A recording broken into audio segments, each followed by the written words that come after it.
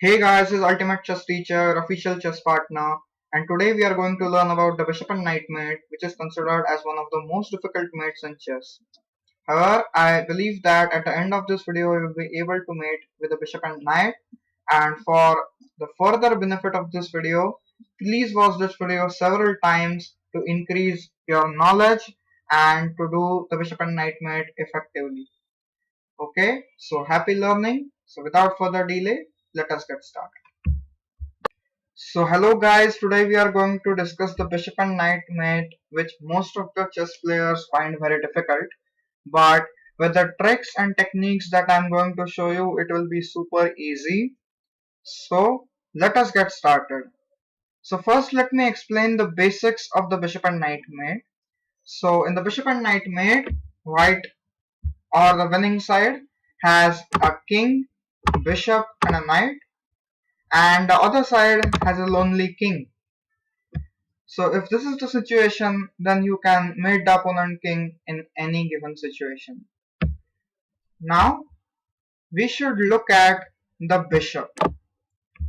Now in this position we have the bishop of the dark squares. So we have a dark colored bishop, and the black king is in the white corner.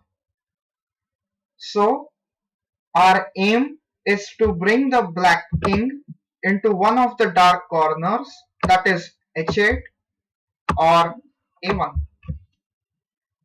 and black's try will be to run to one of the white corners. So either he would like to stay on a8 or h1, so one of these squares. So now I will tell you exactly how will you mate with the bishop and knight. Okay, so let's just get started. Now before getting into action, we need to first push the black king into the corner.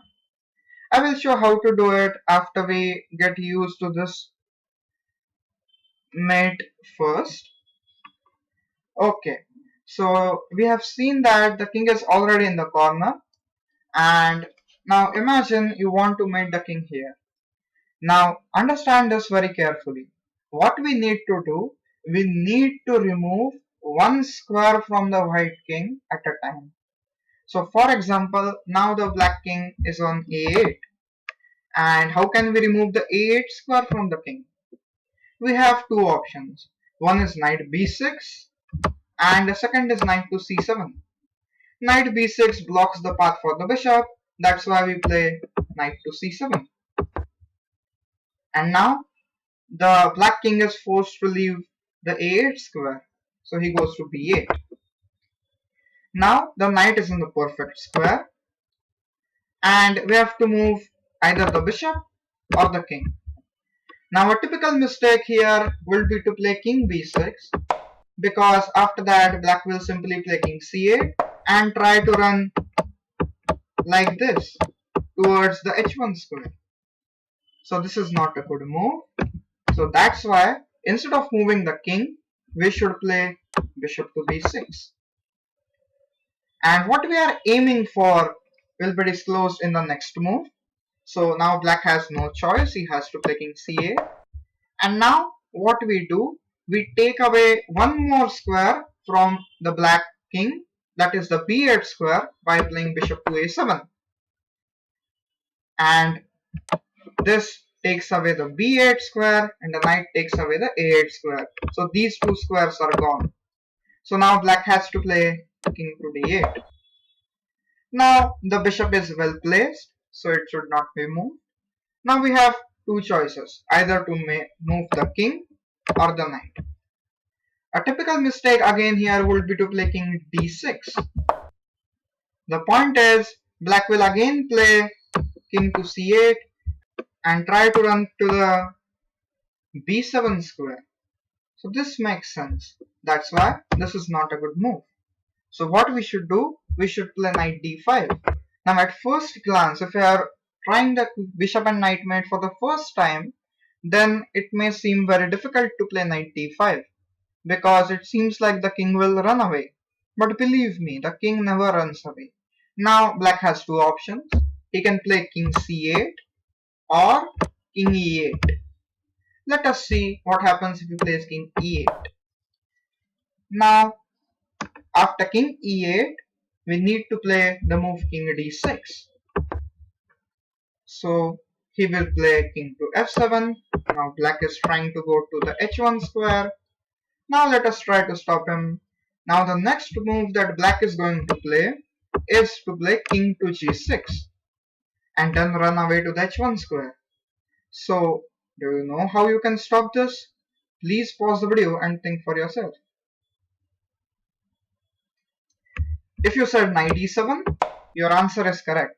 Now we are not allowing the king to go to g6. So now the king has to either retreat to e8 or he can play king f6 or king g7. Let us imagine he plays king to g7. Now let us see what is his plan. His plan is to play king h6 and then again run to the h1 square. So how to stop this plan? We should play bishop to e3, trying to take away the square. And now you see that black king is totally blocked. He has no squares to go.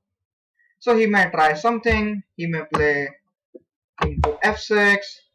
Now what we do, we just make a waiting move, bishop to f4. We do this because we don't want to leave the g5 square open for the black king to escape. Now he has to go back, so he can play king g7 or king f7. Let us imagine he plays king to f7. Now we again have two moves. One is bishop g5 and the other is bishop e5. My favorite is to play bishop e5 because we need the bishop on c7 in the near future. So now black has to go back, king to e8. And now we have another rule which you need to remember.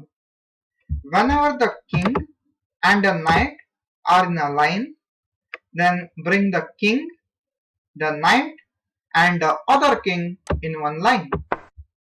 So by applying this rule, you can easily spot the move king to e6. So black will play king d8, trying to go away, but this square is already covered, this square is already covered, so we don't need to rush. So white will just play a waiting move. Black played king e8, and now it's time to take another square away from the black king, that is the d8 square. You probably have already guessed the answer, and that is bishop to c7. Now he has to play king f8, and now again we have two choices.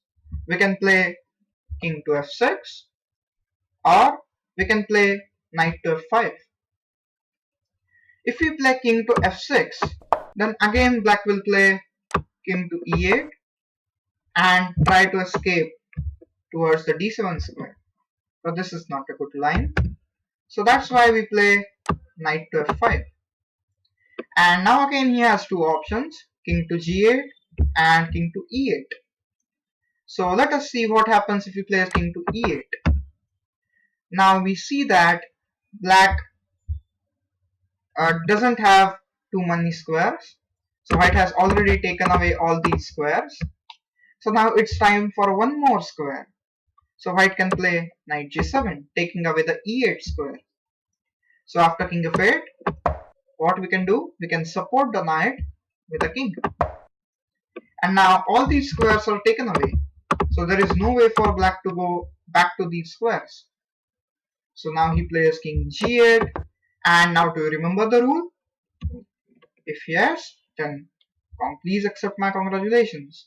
So the rule is whenever the king and the knight are in a row, then bring the king, the knight and the other king in a row. So we play king to g6.